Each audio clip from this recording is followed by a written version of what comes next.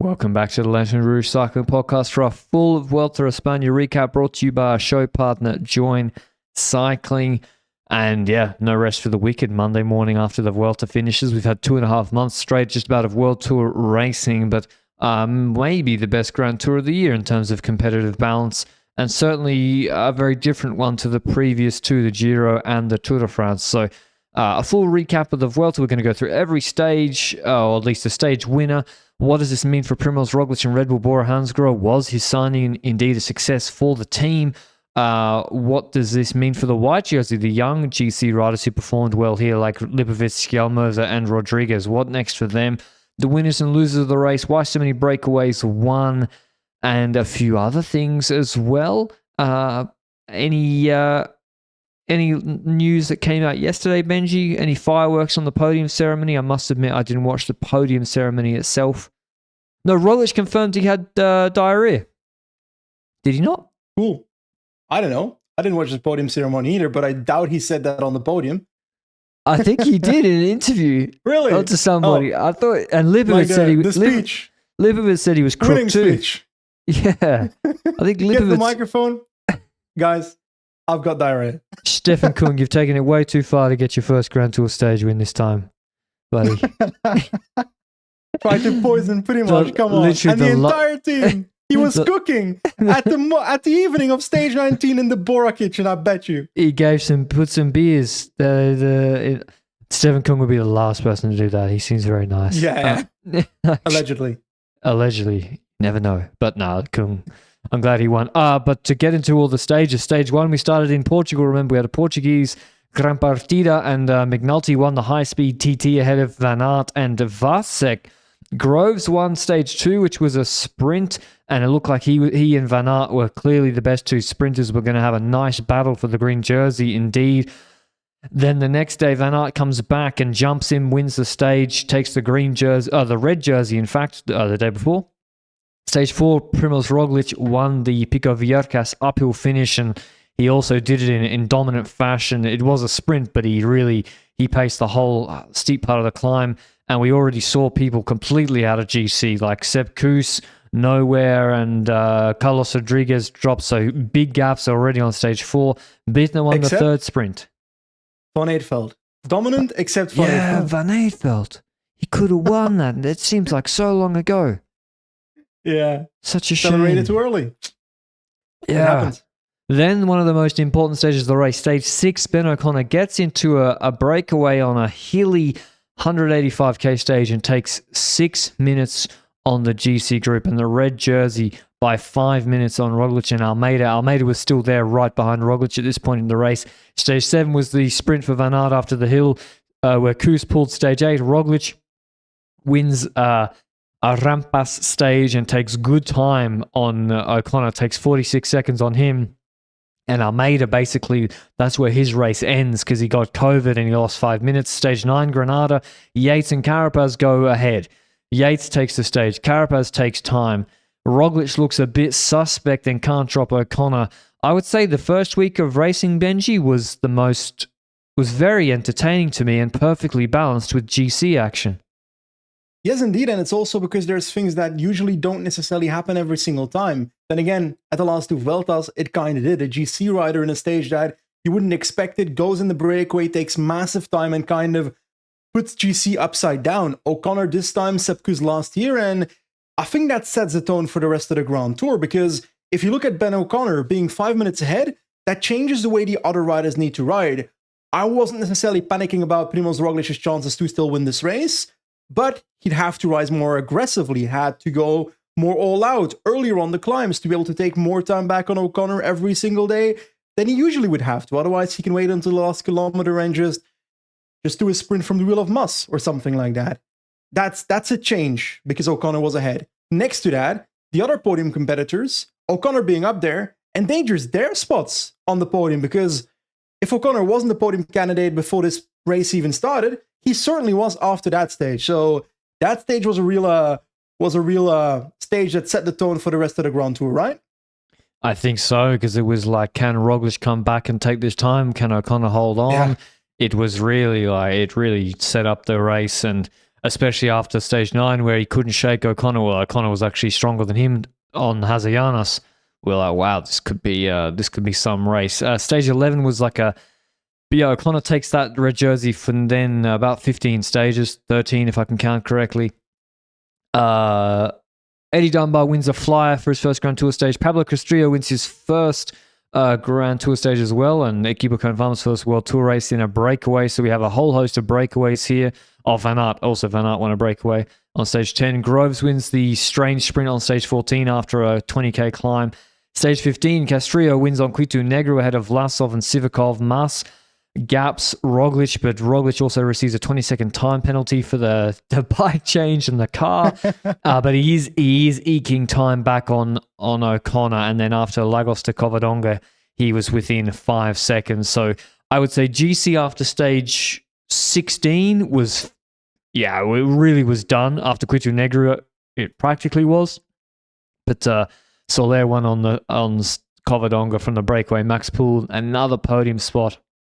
And it basically looked like O'Connor then hang on to the podium spots against Carapaz and Enric Mas. And Kaden Groves won another sprint. Van Aert crashed out on stage 16. Groves also went to the green jersey. Berardi won with the Equipo Confirma breakaway on stage 18.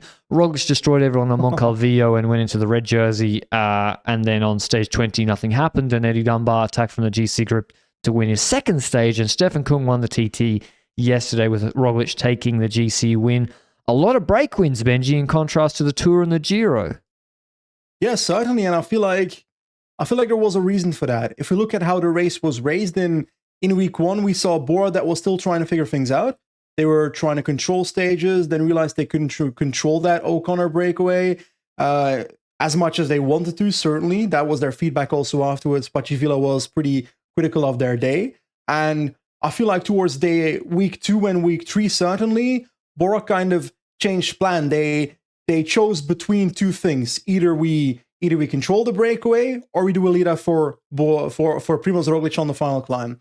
And from, I would say, stage 7 to stage 18 onwards, during that entire time, BORA chose to have as non-dangerous as possible breakaways, go for the victory, let those go off, then control the gap to make sure it's not like a 100 minutes advantage so that there's not a random person that takes red again. But also next to that, they have a full train ready then, if they don't do much of the controlling, to do an actual proper lead out for Primož. And that worked because that lead out choosing that lead out only makes so that they have more strength for that lead out, and having more strength for that lead out also impacts the time gain they can get every day with Primož on the likes of O'Connor. And we see that on mostly the Unipuerto stages where O'Connor gets gapped sometimes 40 seconds, sometimes a minute, etc. And day by day, they're crawling back that gap. And I reckon that's the reason we also saw more breakaways winning, because BORA decided to go for the lead out instead of for the controlling plus lead out. And that's how I view that. And Van Eetveld crashed out, so there's no guy who backs himself in an uphill finish sprint. And Decathlon were carrying the red jersey, and they had zero interest in bonus seconds being available for other GC contenders to take. So yeah, the race dynamic was very different to the Giro. Pogačar wanted to win everything. In the Tour, him and Vingegaard were trying to knock each other's socks off, and also Pogačar wanted to win everything and did. So he is very different because, there's a different GC riders in control, or at least trying to give an illusion of control in the case of Decathlon. But with Roglic, he wins GC pretty handily in the end by 2:36. He win Enric Mas on 3:13. So in the end, no harm, no foul for Roglic and Red Bull. They had plenty of time to play with O'Connor. We talked about it, O'Connor's pacing a lot. Yeah. Pacing ain't stopping 2:36, I don't think. Yeah. He didn't lose this Grand Tour because he didn't pace on Ancares, at least correct. Not that I can see. And also, Roglic didn't have to try anything either, so Roglic could have taken more time if he really had to, I think. What does this mean for Red Bull and BORA hansgrohe, Benji? The Red Bull come in as the sponsor, the title sponsor halfway through the year before the Tour. The Tour was a bit of a disaster, frankly. But then Roglic now, he's won the Dauphiné. He's won, I think, 6 other, and then he's won the Vuelta, GC, and then he's also won 6 World Tour stages, 3 in the Vuelta, 2 in the Dauphiné, and 1 in País Vasco, where he beat Remco and Jonas in the TT, handily, might I add. Is this a successful year for Roglic? And is this a good return for Bora? Well, if we take a look at the transfer season last year, we're in a transfer season where even every single year, not just last year, there's not many riders like Primož Roglic that become available on the market. Now, with buyouts, etc., that might change over the next couple of years, but I feel like it's very rare for an actual podium contender for the Tour de France, which Primož Roglic definitely is. He's a podium contender for the Tour de France. Not many like that come along every single year. So it's not shocking to me that Bora, who wants to win the Tour de France in the near future, then hops onto the bandwagon and tries to get Primož Roglic signed for their team when that happens. Now, will Roglic win the Tour de France? High likelihood? I'm not sure about that, to be honest. I don't necessarily see that directly because Pogačar and Vingegaard are right now better. That's my personal opinion. I feel like the Tour de France, their level showed that as well. And in addition to that, what's the second best thing if you then crash out of the Tour de France? Winning another Grand Tour, whether it's the Giro or the Vuelta. And in my opinion, how many riders can right now win a Grand Tour? We've got Pogačar, Vingegaard, we've got Roglic, we've got Remco, and then you already have to start to think because the others are outsiders that would win a Grand Tour, no? Well, yeah. Who was in 22? Who won the 3 Grand Tours? Sepp Kuss, but no, 22. I didn't see a 22. repeat happening after yet. Oh, okay, 2022. Jesus, I can't remember who won the Giro. I've lost it. Roglic? No, that was. That's how big the Giro is. Jai Hindley. Jai Hindley, Jesus, that was last year, Roglic. Yeah, so Roglic won My years are. Yeah, Hindley won. It's tough to imagine. It is, when we sit here, tough to imagine someone like a Hindley, like Adam Yates, like Ayuso, Carlos Rodriguez maybe. It's hard to imagine them winning a Grand Tour, but if none of Vingegaard, Pogačar, Roglic, or even if Vingegaard and Pogačar don't do the Giro because they're focusing on Tour Vuelta, Roglic does the Giro, he could crash out, he could have a bad day, he might not even attend. And so it is actually possible that Carapaz, that Hindley could win a Giro. But it really, what you're sort of meaning is, okay, if everyone's there head to head, like who can win a Grand Tour, outside of those 4, it's impossible, I think. And outside of Jonas and Pogačar, pretty much is the most proven to do it as well, winning a Grand Tour outside of the Tour de France. Remco recently, yeah, but now pretty much it's now his 4th Vuelta. Like after winning 3 Vueltas and a Giro and almost winning the Tour de France in 2020, that's a rider that has a proven ability to win Grand Tours. And I think if you sign that guy to compete for a Tour de France victory and he crashes out of the Tour de France and he wins the Vuelta, that's still a very successful transfer in my opinion. Because it's rare to be able to sign a rider that can win Grand Tours. But would you be more or less confident that Roglic could win the Tour sitting here now than you would have been last November? I think it's even more unlikely. Ooh. I just didn't have much belief for Roglic to win the Tour last year, November anyway. Yeah. So I'm not sure how much it can dip from that. Like, he can win if Vingegaard and Pogačar aren't there, but for them both to not be at the Tour de France, or for them both to crash out, or for them both to arrive in bad form, or for them both to have an issue in the Tour de France, a lot needs to happen. And if they're both there, then I don't see it for Roglic. And also, he's still got to beat Remco as well. And if Remco arrives at this Vuelta in top form, what happens? I don't know. I don't know either. In the TTs, I think he's taken time. A good time. Yep. 30 seconds, 45 seconds? Yeah. Roglic's last TT wasn't so good, but it didn't need to be. I don't know. It would have been... him and Roglic, I think, are pretty close in level. We saw that in the Tour. It looked like they were going to have a big battle for the 3rd place. But, yeah, I think...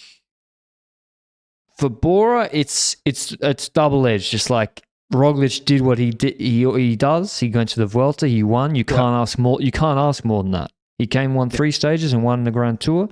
But then again, he did crash out of the Tour for the 3rd time in a row. And the other guys got better. Remco had almost a flawless Tour de France of not perfect preparation. And Roglic had the best prep of the 4 for the Tour. I also would feel like if Remco arrives at this Vuelta, Remco would probably be not as good as Roglic at the Unipuerto stage, in my opinion, but better than Roglic on the multi-mountain stages. Yeah, maybe Catania flicks the earpiece out. But yeah, Landa and Remco would have been an interesting combination. But yeah, it's still, if you look at the Uterbrooks and Roglic swap, I think the results at the moment for 2024 show that Red Bull got the most results out of that. Not that it was a swap, but you know what I mean. But also, that's what you'd expect. In my personal opinion, last year in November, we said Roglic next year is going to have better results on paper than Kian Uiterbrooks. I was expecting a better year for Kian Uiterbrooks, but are we also forgetting the fact that he was fighting for the white jersey in the Giro and was actually competitive for top 5 before he COVIDed out? Or was it regular illness? I don't know what it was. Yeah, I think his Giro was better than people give him credit for before he got sick. I think, especially when you look at like the punchy stages, I can't remember which, for example, where he's had issues, but also he also got beaten by Jefferson Cepeda in Camino. He also got beaten by a minute by Thymen Arensman in Tirreno. Fair, but for a Kian, you look at the Grand Tours. And at the Giro, he was good. At the Vuelta, he was shit. But had COVID. At both. Yeah, he had COVID in both. So he was sick in both. But I also, I don't just focus on, like, he was actually very, I thought, regular in stage racing. Maybe I'm wrong. At Bora, 7th Swiss, 6th Romandy, 9th Catalonia, in 2023, and then so yeah, maybe you're right. He's a 3-week guy like Koos, but like, anyway, I don't mean he's a 3-week guy, but I mean these are. I'm sorry, but 1-week races are often preparation races for a lot of riders, and for every rider that focuses on Grand Tours, I feel like that. So I'm not giving up on Kian Uiterbrooks just because of this year, but he's got quite a bit to work on, especially that time trial, which is like horrendous. And the Burgos TT, still haven't figured out what happened there because the start was good and the end was horrible. So that's something they need to work on, whether it's mental durability during a Grand Tour as well, whether it's something physical that needs to get better. He's still a young guy, so he's still got some time. So last year I looked at this transfer, this swap, not really a swap, but this swap for the sake of it, as Roglic will pay off in the short term. And Visma will hope that Kian Uiterbrooks pays off in the medium term. And we're not at the medium term yet for me. Maybe I'm naive and being too friendly to Kian. Oh, he's 21 years old. I think actually people have been too critical, generally speaking. Like, he didn't go and win the Tour de France this year, but generally speaking, horrible. Washed. Yeah, but his level in the Giro before he got sick in the white jersey in 5th is perfectly good level for a 21-year-old. So, and then I feel like, then the whole season was kind of disrupted after that. So, but yeah, this was more about Roglic, and I think Red Bull Bora Hansgrohe win their 2nd Grand Tour. They've now won a Giro with Hindley and a Vuelta with Roglic. So there's one thing left, Benji, and that is the Tour de France. The green jersey.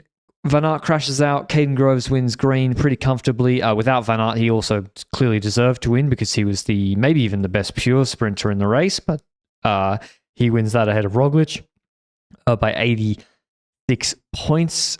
Groves, Benji, the temptation would be, I even saw it, he said he wanted to do the Tour. I think he should just keep doing his schedule. Like, let's focus on that first. Firstly, basically, I think Kaden Groves is at a crossroads, an important crossroads in his career, where in the last 3 years, we've seen Alpecin and Groves optimize his racing schedule, his rider program, the races he rides to optimize the amount of victories that he could potentially take. We saw that, was it 2 years ago maybe, Catalunya, Romandy, etc., those kind of races, because he's a very versatile sprinter, but he can't be the top sprinters on flat sprints. So he needs to do it in the versatile sprints where those riders can't necessarily get to the sprint, and Catalunya, Romandy have a bit less when it comes to their starting field, when it comes to the sprinters at the start. So that's where he was successful 2 years ago. Then last year he rode both the Giro and the Vuelta. At the Giro, he struggled a bit more because more top sprinters were there than at the Vuelta. He still won a stage there. Then looking at the Vuelta, he benefited from the combination of a lacking sprint field and more versatile stages, and was very successful in that race, getting also the green jersey. That happened again this year. They didn't win at the Giro. I felt like their flat sprints of Groves were actually better at the Giro than last year, so he's gotten better at those. But in the Vuelta, it was the versatile sprint that really paid off, together with the lack of sprinters at this race as well. So it's once again that same combination of last year.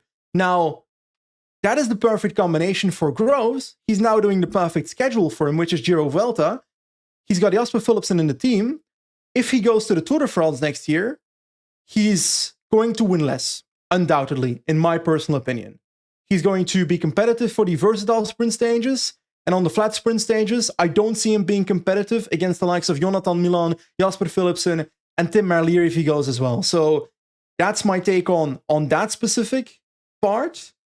But it's like, at some point, he also needs to try and pass his limits, you know? So, because you want to evolve as a rider as well. And will he always want to do Giro Vuelta combo every single year, even though it's probably the best choice? I don't think so. I think you don't know what you're good at, or you don't know where your limits lie until you push them. So who are we to say he can't win Tour de France stages? Who are we to say he couldn't have won that Binny Stage 8 uphill kick? Talking about limits, I've been using the Join Cycling app recently. And I'm trying... Oh, look at that segue. Are you proud of my segue? You learn from the master. Now, basically, I think we've spoken a lot about the fact that Join Cycling can make adaptable training plans for everyday cyclists, whether you're at the top of your game or whether you're like me, a guy that was a shit cyclist that wants to get better at cycling itself. But I feel like we haven't spoken a lot about the actual experience of using the trainings that are in the app as well. And yesterday, for example, during the stage, I take my phone, I jump on my trainer, I put my phone there, and I basically start my workout. I can actually select which workout I want, which I gotta be honest, sometimes I see Join Cycling app telling me, you should do a 1 hour ride now. And I'm like, I kind of want to do 45 minutes. So I select a custom workout. It's cheating, but who cares? So I select that. I start the workout. It starts it off. It tells me exactly which watts I need to do. It connects automatically. I don't even understand the technology at this point. It connects automatically with my Zwift. It figures out that it has erg mode on, and it then tells me which watts to do every now and then. Switch 5 minutes. What is it? 200 watts. Then back to my zone 2 level, etc. And I like that. Then I gotta be honest, every now and then I put the erg mode off. I decide, okay, I feel like I've trained a lot recently. I need to do a bit of a sprint to get that motivation. I often want that PR every now and then to get that motivation. Yesterday, I pushed in 1285 watt peak sprint. I'm sorry, but without the Join Cycling app, I'm not sure I could have done that. What do you think? I don't think, what do you do? Like 100 watt PB on your sprint? Yes. 1285 watts peak and about 1,000 for 10 seconds. I reckon I can do better. I think you can do better as well, because you're doing that indoors, and if you go outdoors and really throw the bike around, you can do more. Indoors, I can't do nearly that amount. So I think you got some latent sprinty boy ability in there, Benji. Join's just got to bring it out. I'm like Ewan. I've got the sprint, but I can't get to the finish. You're a bit taller than Caleb Ewan, I think. But where can people find the Join Cycling app? Through the link down below, 30-day free trial and then a 6-month discounted membership to join as well. You can download it in 10 seconds from the App Store, and then you're up and running. Input your details, input your FTP, and Join can also calculate it from your training history. So Benji's getting success from it. I'm getting success from it. Try it out through the link down below. Kaden Groves, we discussed Benji, KOM, Vine, and Soler battled for it, as well as Van Aert was battling for it. I feel like I was happy Vine won, of course. Being friends with him, and also him crashing out of winning it a couple of years ago. But I would have liked to see Van Aert and them battle. That would have been pretty sweet to see, actually. So that was in hindsight. I was very bullish on Wout van Aert winning when the race was going on. But 1 versus 2, I'm not sure he could have made it at the end. But then again, depends on how Soler and Vine play it. That's what I mean. It just would have been entertaining to watch. I think one of the most interesting jerseys in this race, though, is the white jersey. So Matthias Skjelmose comes in. He says it's his first Grand Tour. It's not his first Grand Tour, but it's his first Grand Tour where he really goes for GC. Last year in the Tour, he was helping Ciccone KOM, I think. And at the start of the race, I was like, man, you mortgaged your whole season for this? Sitting 13th at the first rest day? And then he progressively moved up. Apparently gets a nice bonus for a top 5. And the white jersey, he's 23 years old. That's not a bad first result for him. If it's, I mean, it's the race that suits him the most of the 3 Grand Tours, I think. But yeah, well, Skjelmose has got to be super happy, and same with Little Trek. Yeah, for sure. I thought I saw an article. I'll look at the source while I'm talking about it. It was an interview on TV2 Sport where he was like, okay, I just found out there's a bonus for top 5 the day before he actually got the top 5 that he could, he jokingly said he could buy a summer house now. So I'm really happy for him. Because apparently for top 6 he wouldn't have gotten any bonus. But that being said, getting a top 5 in this Grand Tour, winning the white jersey, it's such a step forward for Skjelmose. We knew the guy could do 1 week GC races, 1 Tour de Suisse last year, etc. Like, could he win a Grand Tour right now? No, that's obvious. But the first step towards becoming a potential podium competitor is getting a top 5 in a Grand Tour. And getting that white jersey at this age, he's got steps to move. He's got a solid time trial already. Whether he can survive the big multi-mountain stages, that's a question mark for me. His strategy on the climbs, whether it's a strategy or whether it's the way he is, I don't know. But he seems to, he's got a bit of the Almeida going. He drops early on a climb and then kind of does his own tempo, tries to not follow the accelerations, and then comes flying past in the last kilometer.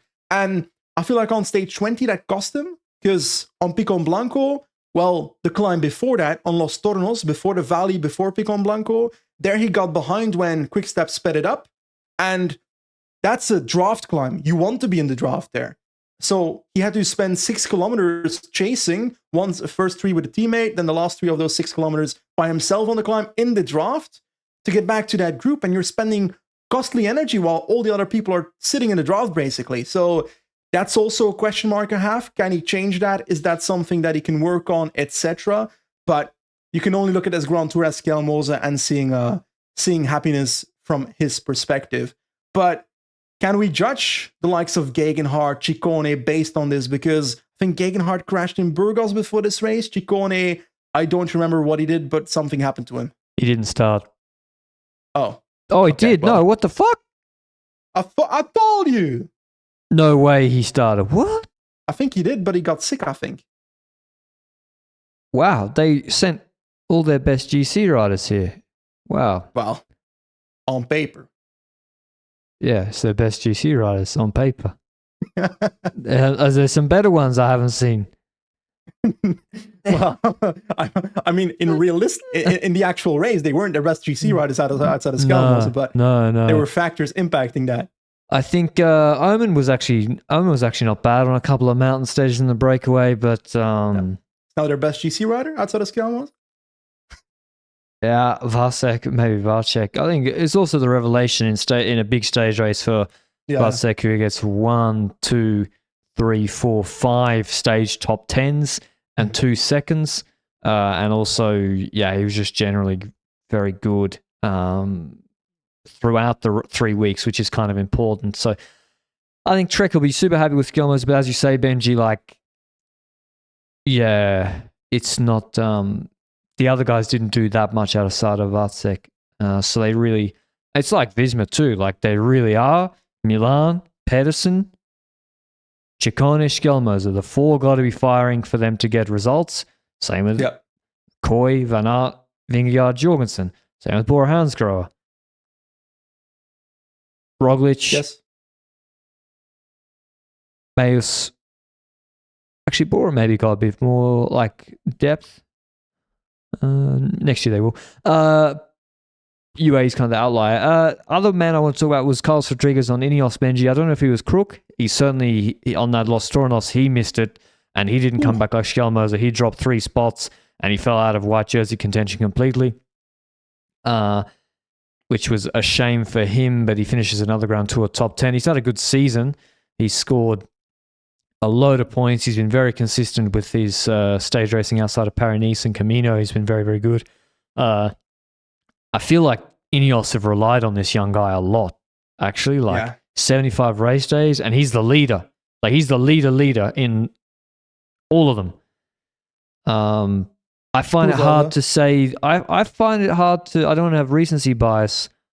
I'm still high on Carlos Rodriguez. I think he's done well. If everything goes right, Carlos Rodriguez can podium a Grand Tour. Is it a Tour de France? No. No. Is it the Giro or Vuelta? Yes, that's possible, in my opinion. He's also still 23. This guy's been here for 5 years. I was looking at his Lagunas de Naya records in, was it 2018 already? No, probably not. When he was 18, that's what I meant. Junior. When he was a junior, he was probably not riding on Lagunas de Naya, unless he lives there. I don't know. But that being said, like, Carlos Rodriguez, I'm quite bullish on him as well. The problem is he's got a bit of a passive riding style, which means that in a Grand Tour like this, he tries to go for top 5, ends up in the top 10 because he kind of crumbles in that last week. You don't really see the team of Ineos throughout the race that much outside of him, but that's not his fault. That just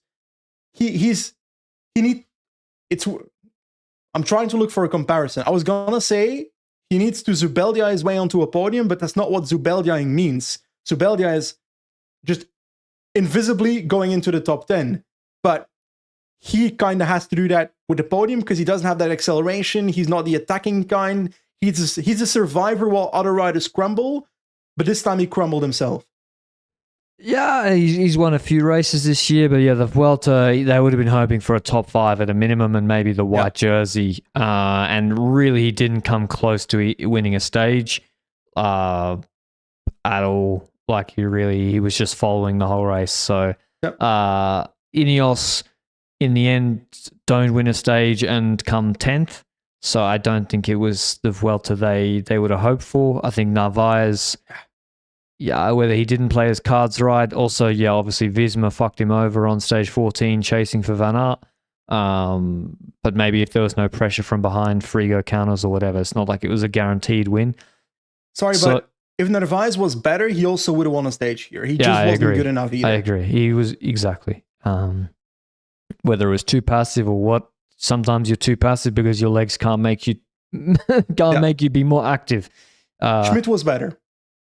For sure. Schmidt was really actually unlucky not to, to finish 30 seconds behind Woods on Ancares is a crazy result. That's a crazy result for a guy his size. The third white jersey guy who's more unknown to everybody compared to Rodriguez and Skelmoser, who have indeed been around in World Tour racing for 2+ years, is Florian Lipovitz, who only did his first full year of World Tour racing last year, and actually most of it was on the minor calendar away from World Tour racing. And this year, he's really had his breakout season in Romandy, where he came 3rd on GC and could have won GC. Actually, that's right. That's when they fucked up with Vlasov and him. Yep. They didn't pick, and they did the halfway, and they won neither the stage nor GC. At the Giro, he was cooking on Europa, like really, really, really good for Danny Martinez, and then he got sick? I think yes. You know what? I reckon he could almost podium that Giro. Like, top 5 would have been possible, I reckon. Yeah. But at this level, definitely. Yeah, then he goes to takes a month off. Germany national champs road race, second. Then he does Sibiu, wins it. Tune up at San Sebastian where he actually came 15th, and then at the Vuelta he's super good level the whole time, and comes 7th. Almost wins wide. Of the Do you reckon if Lipovic, right? This is a very weird question, and I'm not trying to say he needs to go to another team because that's not the case in my opinion. But do you reckon Lipovic could have won white if he was leader of Little Trek instead of Skelmose and not had to do anything for Roglic? No, because Little Trek also didn't really help Skelmose at all. It wasn't like he on was stage getting... 20. One of the domestiques helped a lot, I reckon, on Tornos. But outside of that, trying to think. Maybe. Certainly there's probably some... Well, first of all, could he have attacked and gone with Enric on Hazianas? Because he had to wait for Roglic. Ooh. Yeah. So there were opportunities where maybe he had diamonds in the legs and he couldn't let them free because he was waiting for Roglic, or that wasn't the plan. So maybe you're right, Benji. But also, the fact that Lipovic is still in the top 10 of GC shows to me that BORA never had to completely burn a second rider in GC for the sake of saving Roglic when everything went down in the first place. Yes, Hazalanas was a moment where that was occurring, but then the descent bailed them out anyway. So it shows to me how comfortable BORA still won this Vuelta. Yeah, exactly. Like they were kind of in control in the end the whole time. Whether it looks that way on the outside, and maybe given what the coach said, they weren't too happy with the O'Connor. They were not on that first rest day, Benji. No way they were comfortable with the O'Connor time gain. No, like they were, of course, would have been like, we wish that we'd taken more time back, because how could you not be uncomfortable? But yeah, Lipovic in the end, they didn't have to burn him. And I read an article this morning by, once again, Bram van de Capelle in HLN, Belgian newspaper, an interview with the coach, Lamberts of Primoz Roglic. And in there, the coach also blatantly says that they were not happy, not comfortable with the gap of O'Connor being that far ahead, because it had to pull Primoz Roglic into a different racing style, not the usual last kilometer sprint, but also we need to launch him at 5 kilometers to go on this climb. We need to go from further every single climb. And actually, in hindsight, I think that's a good thing. I think that's a much better thing, because if they had to ride, let's say that doesn't happen and Roglic wins this Vuelta defensively like he usually does with last kilometer bursts and bonus seconds, etc., then Red Bull BORA doesn't know his limits as much as they do in this Vuelta, no? Yeah, he was forced to go all out on Ancares and all out on Moncalvillo, and yeah, he did maybe the best. He did on the pure numbers the best climbing performance of his career after an easy stage, but still, like he was. They got to see that indeed they could get the best out of Primoz Roglic ever, at least on that sort of stage. And he's turning 35 in a month and a half, and they were getting the most out of him. So yeah, that kind of was a silver lining to that. But yeah, Lipovic, I would almost say, Benji, with his rate of progression, Lipovic to me is a much more sure thing as a GC rider than Skelmose. Much more sure thing, because on the harder mountain stages, like Hazianas, he was there. In the Giro, he was there. Like in Romandy, he was there. I just think he is a sure thing now as a top GC prospect. So, but what if though? And what's the next step? Giro again? Leading the Giro. Then Roglic would focus on the Tour de France again, which I think is a logical step. Yeah, then Rog would do Tour Vuelta. This is all in case Remco doesn't join BORA, because that rumor's been shut down by Remco in Belgium, but then some other journalists are racking it up again. I've got no clue what's happening there at this point. I've given up. Yeah, I'm kind of like that as well. I'm like, everyone can do their little dance. Let us know when it happens so we can do the emergency podcast, and do not conflict with my holiday planning. So if they can work around that, that would be very helpful as well. But yeah, Lipovic, I think he's good enough now to be leading a Grand Tour next year. There's no doubt about that. And the Giro, I think, will suit him very, very well. He's got to be above Martinez almost in the hierarchy, Benji. And let's be honest, he's German as well. Like they're gonna be high up in the hierarchy. How do you feel if you're Jai Hindley though? Because you've won the Giro before. Yeah, but Hindley and Vlasov just signed extensions on presumably a big packet of money. Like they got to have known that there's internal competition. Like, so yeah. To be honest, with Vlasov Road, I think everyone seems pretty fine sharing actually. Yeah, from what I saw. Elsewise from this Vuelta, Benji. Anything else? I'm trying to think. I guess it was the last chance saloon for a lot of teams, but it caps off, I think, Bahrain's worst Grand Tour season in a long time for a number of years. Bahrain didn't win a Grand Tour stage, and in the Vuelta had no one in the top 10. Santi top 10 in the Tour, and the highlight was Tiberi, white jersey, top 5 in the Giro. Can't remember. He abandoned this race, although he was like so over-raced. He was 4th actually. Then he abandoned on stage 9. Didn't he just get heat stroke? I don't know. I think he got heat stroke. I think stage 9 he just got ruined. So that kind of ruined their whole race. But yeah, they haven't had a good year. I'm trying to see what other. Colford is not their best race either. And but talking about heat strokes, like, is cycling coming to a point where something needs to change when it comes to the Vuelta? I think yes. I think in the coming years, UCI and organization needs to rethink something, because riders shouldn't be riding in 40 degrees, in my personal opinion. I think that's worse than cold temperatures. How many riders have been hospitalized with frostbite in World Tour racing in the Giro, or in World Tour racing or in the Giro? When was the last time that happened? Anybody know? I think the coldest rider I've seen in the last few years is Kjelmos at LBL, but that wasn't even that was freezing rain, I guess. That was freezing rain where half the peloton decided not to put on any clothes when a storm was coming, and X did, and their whole team finished. Yeah, fair. And so I don't know how many riders have been hospitalized with cold or frostbite. Maybe or hypothermia. Maybe I missed it. There was a number of riders that got hospitalized with heat stroke and needed medical attention with heat stroke in the world. And everyone's like, they just managed it with some ice. Like, okay, well, I guess if that's how it is. But I would rather ride in. I'd probably rather ride in 5 degrees and a bit of rain than 43 degrees for 5 hours. But for sure. I guess I got more fat on me, so I don't feel the cold as much than a pro cyclist. But yeah, it's an interesting double standard, Benji. We've seen it for a number of years. Would moving the Vuelta Giro help? Italy can be pretty hot in the middle of August too. Can be pretty hot then too. It can be, unless you skip the entire bottom half of Italy. That is my plan. That's what they do half the time, isn't it? It is the Giro di North Italy. Because we've got the Alps. What are the other climbs you want in Italy? Dolomites, where the fuck is that? Yeah, same north. On the Austrian border. There we are. We've got everything we need.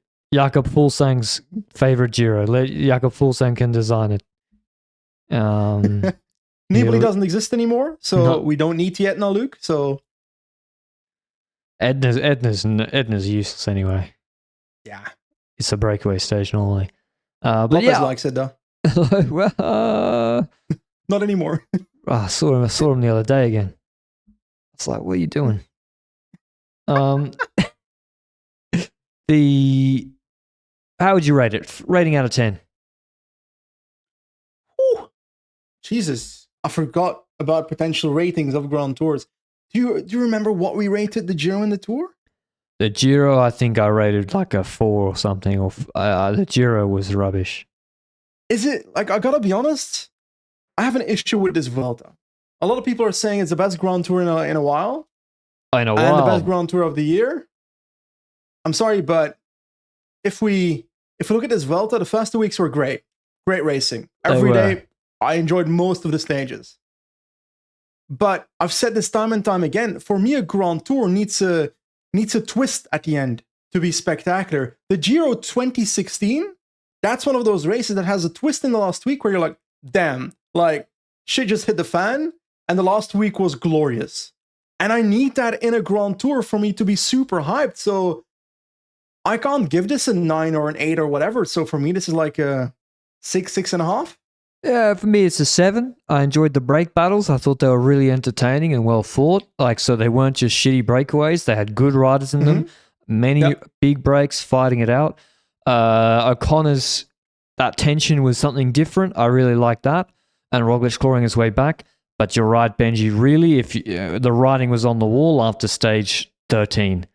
Yep. So after Ancares, when Roglic took 2 minutes like that on a 20-minute climb, the tension did kind of really fall out of the top GC. And I agree, like, did any stage, no stages of the Vuelta provided can provide even 20% of that feeling when Remco attacks Vingegaard and Pogačar on the gravel out of nowhere. Yeah. And you're just like, what the fuck? Like, and then what's going to happen? And then stage 11, Vingegaard wins. And then Poggi won on Galibier. Just like, even though the tour in the end was a walkover, there were moments that were so high tension, so high stakes with the biggest riders that Is it weird to say that the last week of the Vuelta and the Tour were shit? No. To be honest, all three of the Grand Tours weren't as good as the Giro. The Giro's just been consistently like pretty bad, to be honest. But the favorite won all three Grand Tours. Yep. So there wasn't any twist in the end. O'Connor provided that a bit in a weird way for a time. The Vuelta needs to be 2 weeks. I'm sorry. Well, that's what I've been saying. The Giro and Vuelta should be 2 weeks, yeah. Because there's also the Tour of Flanders should be 3 weeks. The Renewy Tour with Tour de Wallonie put together. But I thought every day is like a cobble climb, but like 100 circuits of it. 100 times the Muur. 100 times the They had the that race. Bosberg. They had the Muur race. Yeah, that's true. The Muur Classic Gerardsbergen. Who won that? Milan Menten or something? Jenno Bergmoes. They're the same person. Get the fuck out of it. Don't call Jenno Bergmoes all the same. He's actually good. I know they're good, but they're all good at the same thing. Menten and Berg. They also look kind of similar. They're not even the same rider. Menten's a sprinter. Bergmoes is a cobble puncher. Cobble puncher, sprinter. What the fuck's the difference? They are good. They are good. So what could they have changed about the route, Benji? I feel like they played our boy Enrique. I feel like the Vuelta needs to give Enrique something. If there had been, they didn't, in the last 2 weeks, they gave him nothing to work with. Yeah. If they'd given him two HC stages with multi-mountains, I think he could have worked with it, but they didn't. Honestly, that's also part of the Vuelta history, you know? Yeah, that's why it's different. Rampas and Humanas. If every Grand Tour was the same, then I think Enrique Mas is just unlucky that the Giro and the Vuelta don't have reversed parcours. Because the Giro with the multi-mountains, if that was in Spain, I'm sorry, but Enrique Mas might have won a Grand Tour by now. Yeah, because Enrique, the problem is he can't do the Giro because his body doesn't function under 25 degrees. So like he has to do the hot races. So that is why the Giro and the Vuelta should switch. Because then Mas can win the Giro. Yes, he would win the Giro every year by 10 minutes. He'd petition the UCI to like have teams banned, like no air conditioning allowed in the hotel rooms. He wins so easily, but unfortunately that's not the case. Poor old Enrique. Okay, that is our Vuelta recap. Ben O'Connor takes his first. Oh yeah, I got a hot take. Actually, I got one. I'll leave you with one hot take. It's not even a hot take. I think it's actually statistically facts. Ben O'Connor has the third best GC Palmares of any rider this year. Okay, let's dissect that. Ben O'Connor was fourth at the Giro, was second at La Vuelta, and has good results in 1 week races. right? Yep. What are those? You know them by heart? He won a stage in UAE. It's a World Tour race. Yeah. Tirreno 5th behind Vingegaard. 2nd Tour of the Alps. Yeah, 4th in the Giro. 11th in San Sebastian. And then he won a Vuelta stage and finished 2nd. Pogacar's number 1. Giro Tour double. That's clear? Yep. Vingegaard getting 2nd at the Tour. I rate that over Vuelta 2nd plus Giro 4th. Really? Yeah. Vingegaard. Oh, Vingegaard also. Oh, yeah, he won Tirreno with 2 stages. He won Camino with 3 stages. He won a Tour stage and he won Polonia. I'm going to need to workshop this hot take for my Australian friend. Is this Australian friend in the room with us right now? I need to workshop it. Also, Roglic won the Dauphiné with 2 stages and he won the Vuelta with 3 stages. But I said third best. Is a Tour de best. France podium better than getting 4th at the Giro and 2nd at La Vuelta? For Palmares, I think yes. It depends how you, for like sponsorship marketing, like you take the 2nd at the Tour. Like being relevant at the Tour, being in the conversation at the Tour, just for GC. Even 3rd. I'm sorry. Yeah, it just trumps everything, unfortunately, in cycling. But okay, I'm going to say it's a hot take. Yeah, O'Connor 3rd best GC Palmares of anybody this year. You're saying 3rd best, but I think Remco getting 3rd at the Tour de France trumps 2nd at La Vuelta and 4th at No, what the hell Remco done on GC? Get beaten by a Classics rider in Paris-Nice? 3rd at the Tour de France. Matteo's a bit more the Classics rider, but yeah. That being said, I think it cannot be overstated how well Ben O'Connor's season was. I think I agree with you on that. Because in my opinion, he's not a top 10 climber in the world. He's not. And for him to get 4th at the Giro and 2nd at La Vuelta, let's be honest, he needed a bit of luck with other teams not really doing what they should be doing. You make your own luck, though. I agree with you, because he's the one that went in the breakaway, went after it. There's a lot of GC riders that didn't do that in this race. And then you end up 13th in GC. That's the thing, like people, oh, he got lucky, or people, you make your own luck in cycling by going into situations where good things can happen to you if other people fuck up. And so if you do that enough over a season, if you say, okay, if I get Valentin to do a shock lead out on Jebel Jais when they stall, maybe no one tries to chase and I win the stage. That's what happened. Maybe, at Tour of the Alps, he went clear and then crashed, and he actually probably would have won GC otherwise. But that's an example of bad luck. The Giro, I think Decathlon got to be super happy with that those results. And I think there's a lot of guys that, they are equivalent climbers, but if Sepp Kuss got in that breakaway on stage 6, I don't think he could have kept a 6-minute lead. I don't think so either. Like, neither Lipovitz was like, I should have followed O'Connor, but he couldn't. Yeah. So you got to also leverage your strengths. It's interesting because on paper, the logic that you would have is, okay, the harder stages, someone would lose more time, but the harder stages actually benefit O'Connor.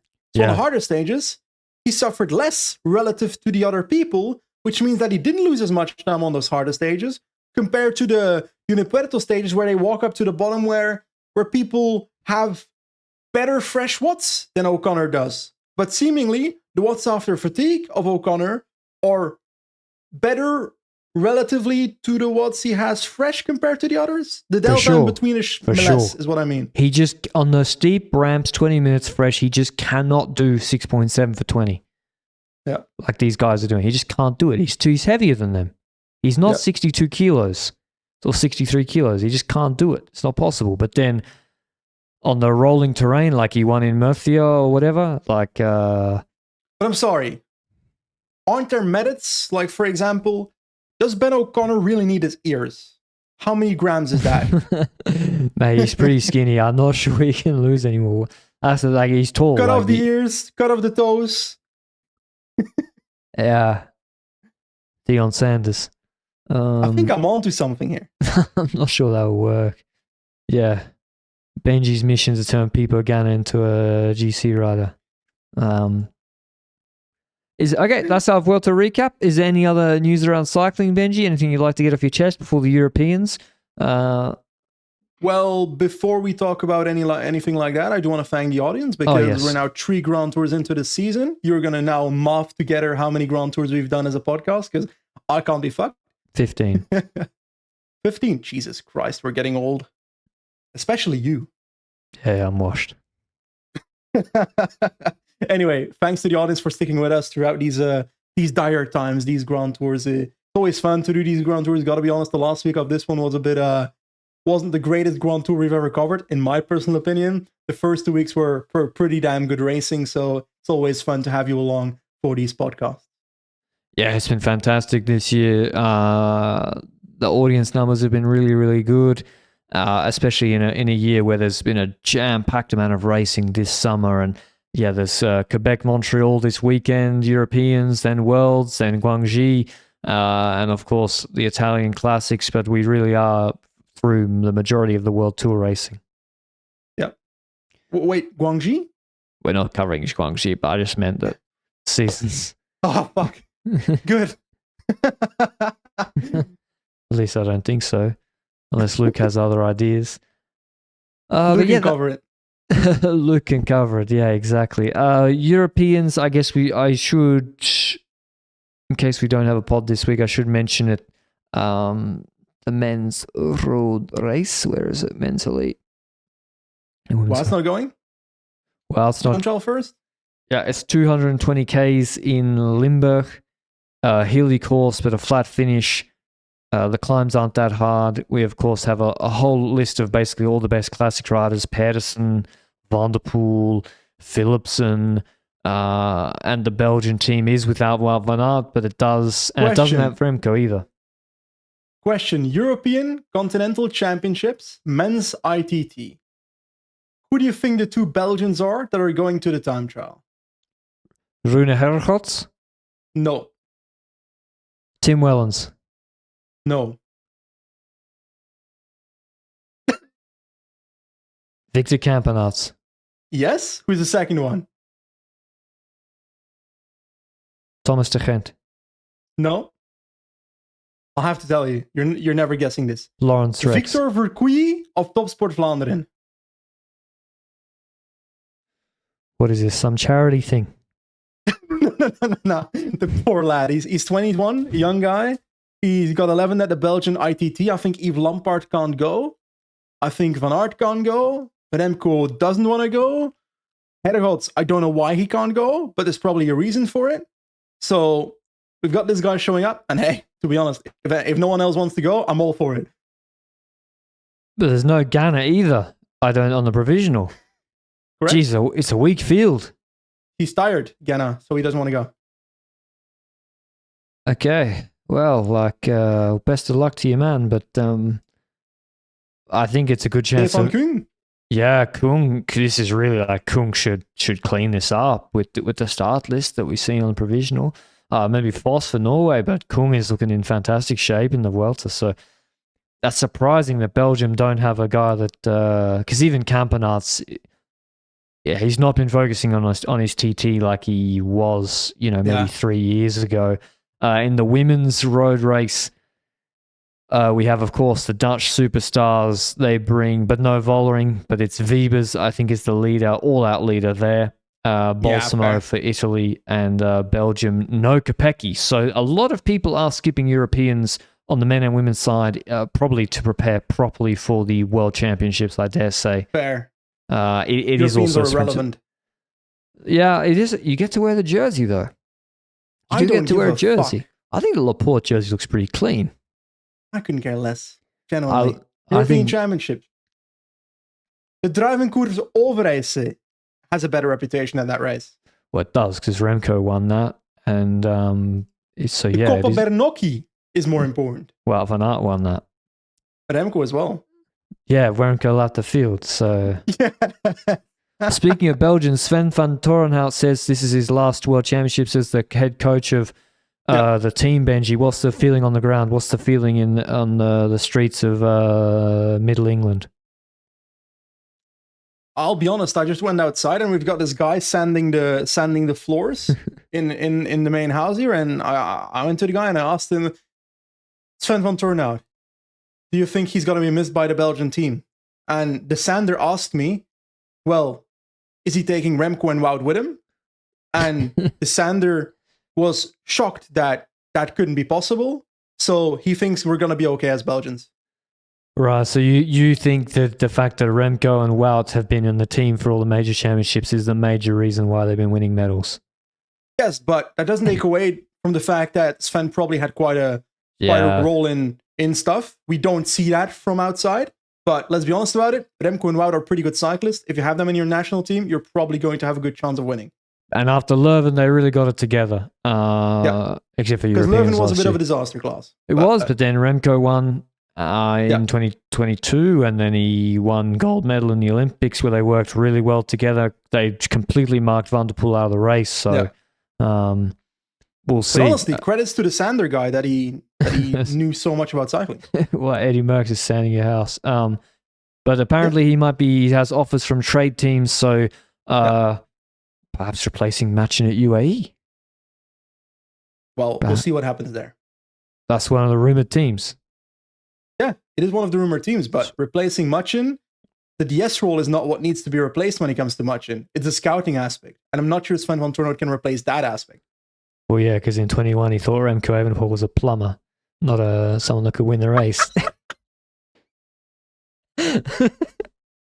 And I was like, I reckon Remco's pretty good at cycling in one-day races, but anyway. I hope you enjoyed the Vuelta recap and all our coverage. We'll be taking a little bit of a break. We'll have a weekly show episode next week recapping the Canadian races where Tadej Pogačar returns to racing against Jorgensen, against Dali, maybe. He won Quebec last year. I actually do like the Canadian races and, of course, Europeans. So we do have a jam-packed schedule with the biggest stars that weren't in the Vuelta racing this weekend. Hirschi for sure, right? Like, he should. No, Hirschi is farming in Italy.